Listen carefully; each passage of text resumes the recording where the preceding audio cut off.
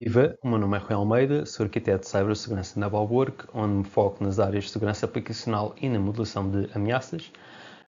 A Balwork é uma empresa totalmente focada na segurança aplicacional e no GRC, com 100% de capital nacional e que surgiu como spin-off da Expand IT, que é uma empresa com 20 anos no mercado, depois desta ter identificado uma lacuna no mercado de oferta de serviços da AppSec.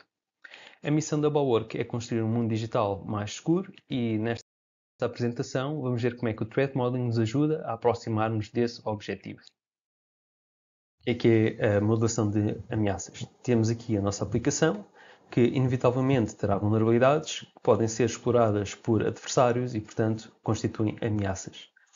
Nesse sentido, é importante identificar mecanismos de mitigação, portanto, da forma mais prematura possível, idealmente ainda antes de começarmos a desenvolver a aplicação, e o processo de Threat Modeling permite-nos fazer isso mesmo. Na sua essência, o Threat Modeling é um processo estruturado e proativo que visa obter uma visão aprofundada sobre o risco aplicacional. Existem muitos métodos e frameworks de Threat Modeling, mas um dos mais populares, tanto pela sua simplicidade como pela sua eficácia, é o chamado modelo das 4 perguntas base. A primeira pergunta visa compreender, de forma sistemática, a aplicação que estamos a desenhar ou desenvolver. A segunda pergunta pretende catalogar e classificar vulnerabilidades e fraquezas da aplicação, sejam elas efetivas e reais ou meramente hipotéticas. A terceira pergunta, por sua vez, faculta a estruturação de estratégias de mitigação para reduzir ou eliminar o risco associado aos ataques. E a quarta pergunta, por último, promove um processo de avaliação e de melhoria contínua, dada a natureza dinâmica do ciclo de vida das aplicações e da própria cibersegurança. É através dos processos de resposta a estas perguntas que fazemos Threat Modeling. A segunda pergunta base, o que pode correr mal, serve para orientar o processo de identificação de ameaças. O STRIDE é uma framework de identificação de ameaças e utilizamos uma framework porque queremos garantir que os vários tipos de ataques são considerados durante a análise. O nome STRIDE é um acrónimo, cada uma das letras responde a uma categoria de ameaças. Portanto, temos o spoofing, ou ataques à identificação e à atribuição, através da falsificação de informação de origem de uma ação. Temos o tampering, ataques à integridade da informação.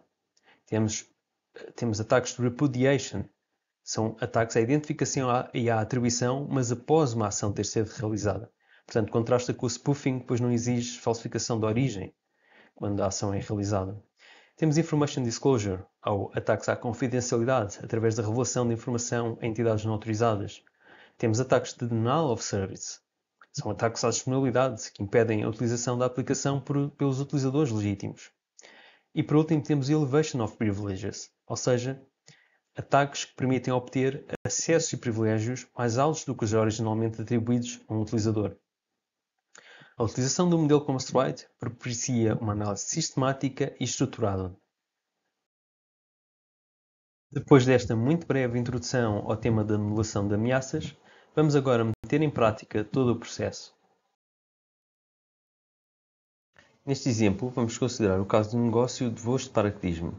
Este negócio tem como prioridade máxima a segurança das operações e implica custos operacionais elevados devido à utilização de aeronaves especializadas.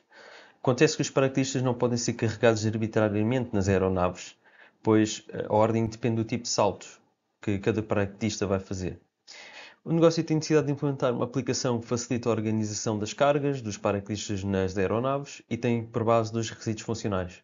Primeiro, otimizar o número de paraquedistas, que pode ser carregado em cada voo. E segundo, garantir que a cada paraquedista é atribuída uma ordem de saída segura. Esta ordem de saída é determinada pelos tipos de saltos que vão ser efetuados no voo, durante o voo da aeronave. Podemos então considerar que para o negócio é fundamental garantir a integridade destes dados, dos dados obtidos pela aplicação na atribuição da ordem de cada salto. O processo de modelação de ameaças, para ser eficaz, deve ser informado pela visão de risco do negócio. No nosso caso concreto, o risco ao negócio concentra sobre duas propriedades de segurança: a disponibilidade do sistema e a integridade da informação. A primeira, para garantir que a operação dos voos não é afetada. A segunda, para garantir a segurança das operações. Suponhamos que durante uma fase muito inicial da análise funcional, os arquitetos identificam 4 componentes-chave a serem implementados. O Web Front-End vai ser cedido pelo pessoal da secretaria para fazer o onboarding de paraquedistas utilizando um browser. Os serviços de back-end para processar os pedidos que são feitos através do Web Front-End. É aqui que acontece toda a lógica aplicacional. Uma base de dados para armazenar toda a informação relacionada com os paraquedistas e com os saltos. Uma message queue para processar mensagens assíncronas entre os vários serviços de back-end.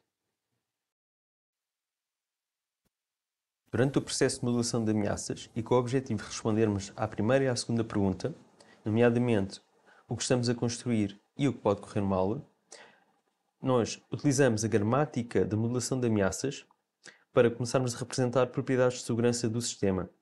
No nosso caso, pegamos no diagrama da arquitetura da aplicação e suplementamos com a identificação dos protocolos utilizados durante os fluxos de comunicação. Identificamos mecanismos de autenticação que vão ser utilizados. Expandimos o âmbito do diagrama para incluir também atores. Portanto, neste caso, temos aqui a representação dos utilizadores legítimos que vão utilizar o front-end da aplicação. Consideramos também o contexto, o ambiente onde a aplicação vai ser utilizada. No nosso caso, os utilizadores legítimos utilizam um Wi-Fi que é partilhado também com os paraquedistas, que não são utilizadores legítimos da aplicação. E, com base neste diagrama, com base neste entendimento do funcionamento da aplicação, podemos começar a criar cenários de ameaças. Podemos começar a considerar o que é que acontece se um paraquedista tomar conhecimento existe este sistema, porque encontra, por exemplo, o URL num dos ecrãs utilizado por uma pessoa da secretaria. O paraquedista tenta aceder diretamente ao URL. Bem, se calhar vai encontrar um formulário de login e não vai conseguir ter acesso, portanto, e não vai conseguir fazer tampering à informação, não vai conseguir alterar dados, não vai conseguir fazer utilização ilegítima. Portanto, claro que agora a pessoa poderia tentar atacar o formulário de login, mas imaginemos que isto é uma aplicação Single Page Application, implementada em React, e que este utilizador ilegítimo começa a olhar para o código HTML da aplicação, começa a utilizar o inspector do browser, identifica a utilização da APIs REST. Começa a explorar a API REST e consegue perceber que pode alterar o seu próprio lugar, ou o lugar de qualquer outro paraquedista, através de uma chamada direta à API. Identificamos aqui uma ameaça. Portanto, esta ameaça consiste em acesso ilegítimo, portanto, consiste em uma pessoa não autorizada aceder diretamente a um serviço de back-end API. Claro que, neste caso, a mitigação que podemos implementar é introduzir um mecanismo de autenticação nos próprios serviços de back-end. Portanto, algo que, no nosso caso, não foi considerado inicialmente pelos analistas do sistema, porque consideraram que esta Trust Boundary, portanto, todo este contexto seria seguro, portanto, toda a aplicação iria residir num contexto onde tudo o que se passava nesta subnet seria seguro, mas a situação de facto pode não ser essa. Podemos ter que introduzir outras Trust Boundaries. Podemos ter aqui uma firewall pelo meio para não permitir ligações diretas de pessoas que estão nesta subnet do Wi-Fi a estes serviços de back-end, base de dados, message queue, porque de facto ninguém deve conseguir aceder a este serviço a partir do Wi-Fi. Mas, claro, o Web Front-End sim precisa de aceder, portanto temos de introduzir um controle de segurança que é uma firewall. Vamos agora considerar outra ameaça, neste caso vamos considerar uma ameaça menos grave. Imaginemos que temos necessidade que um dos serviços de back-end da API não contenha autenticação, porque se calhar existe uma outra aplicação que precisa de aceder a este serviço e não é possível alterar a aplicação não consegue trabalhar com o serviço autenticado, portanto nós introduzimos o serviço não autenticado nesta Trust Zone, ou talvez entre Trust Zones, e passa a poder haver comunicação direta, imaginemos, entre estes dois componentes. Ora bem, neste caso, de facto, uma pessoa da rede Wi-Fi poderia aceder a esse serviço de back-end. Imaginemos que é um serviço de back-end sem autenticação, mas que é read-only e que permite obter a lista de passageiros de um voo. Neste caso, estamos a considerar um tipo de ameaça de Information Disclosure. Não é possível fazer qualquer outro tipo de ataque porque o serviço é read-only, obtém a lista de passageiros de um avião, através de comunicação com outros serviços, depois vão à base de dados obter essa informação. Portanto, de facto, isto pode não ser um problema grave se tivéssemos a analisar uma aplicação financeira, por exemplo, poderia ser um problema gravíssimo. Mesma coisa se tivéssemos a analisar uma aplicação relacionada com o setor da saúde. No nosso caso, voos de paraquedismo, lista de passageiros, apenas nomes, não vamos considerar isto como sendo uma ameaça grave.